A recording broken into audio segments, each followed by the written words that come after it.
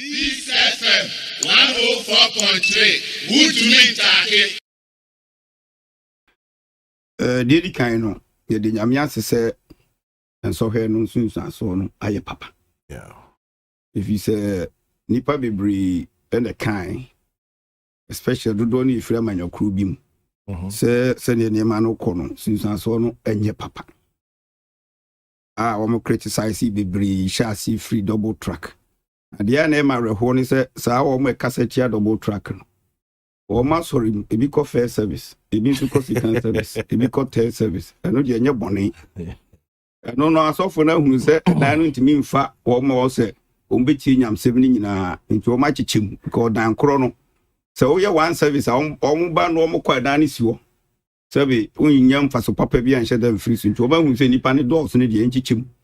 ebi ba first service and ebi ko second service ne ko third service and o mo ko de aboni bi anim. Na double track na si amfa ma ankola ni be kafie no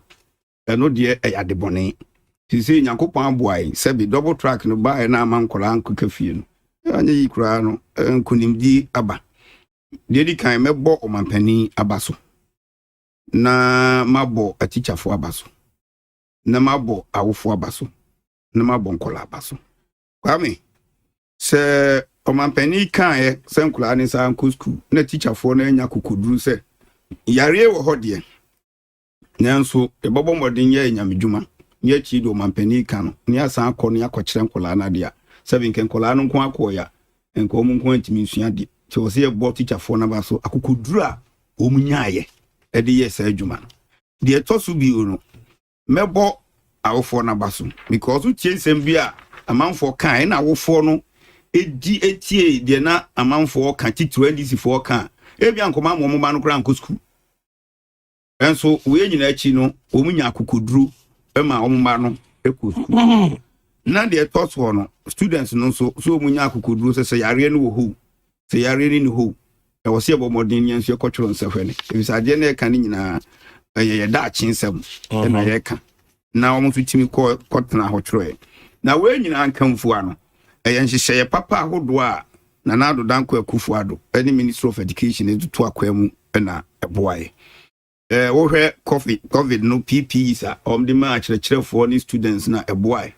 no ye nsa duane nso ye mu obi aduane di so ye day student tu so ye border o mekotena wo nyina no sebi o mo nkono mo di free even examination fee ko so mafa ho ka se ye be ya emfa dwendwene already no covid na ma adwendwen abeto so na ebia o papa na mami anade ohwe obi ntimi examination fee no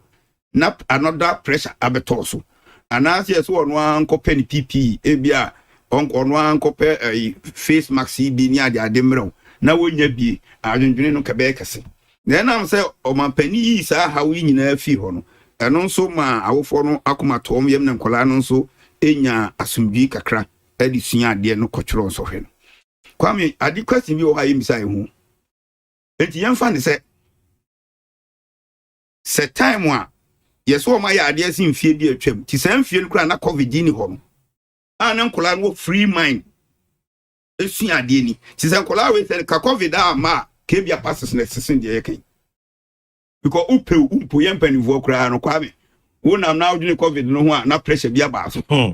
ebi akola no wo mhihie no ayem hihie te ma hwe ya ebi amekote yare ebi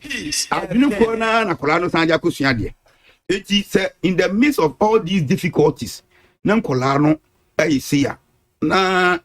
yade a wo se bon nkola na baso aban so ye bo abaso how now you free kwan mu no eno kan ho bi ne nkola ni nya asombi kakra edisua de no de to so bi prof analysis the support 100% wo mo a nya above C6 ebi timi ento aso but there's another angle to it kwame imagine say we mu nyina ye BEC no mo fail ya koye den sisi anya ye kro ahu de metro no sisi wanya senior high school education which is better than senko endi wo BEC eti I agree with him say kwanya aban be fast wa we mu no so obeboa wo mu no what about to kwem na manfo ahu ekwan be fa so a wo so betimi ato aso but at least it's far better than temwa na terminate wo BEC level no enti minimum so man panin so de in fact or you be a utia sempa na obena and then so man penny nipa seriously na me ni no nanso no me be original Mr. Kwame me hu papa differently na so you be an bit me aben anti na make asa me be senti was me kanam di hu adanse obi a anytime one be kasa is only development you hardly find such people but on there obi bi sawade bia mpuntu hu adwuma ono betena ase a 1 minute e dey na ekoso education ha health asantimantem send eko e how was asantimantem ni say you see when you have a leader like this person wey adwuma kura be adwuma obeku hu ayadwuma kwa me nti the election in short no ye beda penifo ahodo nipa ahodo a omaboa amankola nso teacher 4 actually teacher 4 awo 4 and students na nkasa enu omampani a wodi nhihye tu kwam ema we nyina nso bai ne da children po nyankopon ase said na bi no mo kasa nkola no ku school a sabi ombewu ti se nkrani a sabi jato mu no na masa na nkola no obia engu no ma twero mu nso hwe no ma form obi say me on the 4 hours so or say to add to what the regional minister said, please ask for me the members of the NDC and others who say President Akufo-Addo is insensitive to parents is therefore asking that WACSI exams be cancelled. Where are they? Those who said Nigeria had cancelled WACSI and therefore Akufo-Addo should do same, where are they? Finally, to those people who said President Akufo-Addo has sent final year students to school to die of COVID, where are they?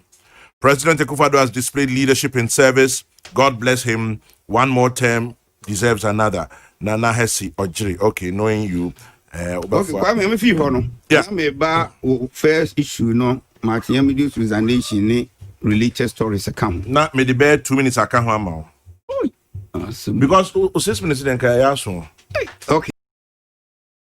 This FM 104.3 Would you mean